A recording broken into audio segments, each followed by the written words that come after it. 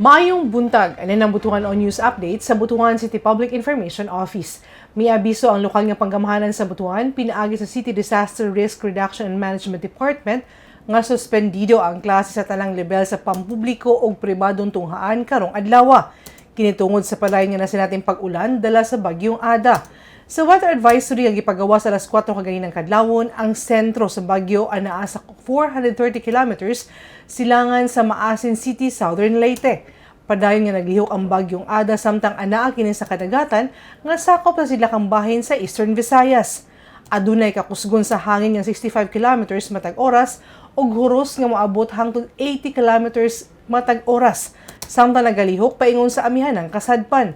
Base sa forecast, dili kini kusog nga bagyo apan maghatag kini og mga pag-ulan sa rehiyon sa Caraga, Eastern Visayas ug Bicol hangtod na sa katapusan sa semana.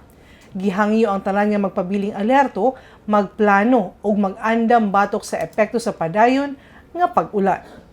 Og makatong update ng adlaw alang sa mga updates, follow gi like ang official Facebook page, TikTok, Instagram ug subscribe sa YouTube channel sa Butuan City Public Information Office. Ako si Charmaine Awitan. Happy weekend! Daghang salamat ug dalaygon ang Dios.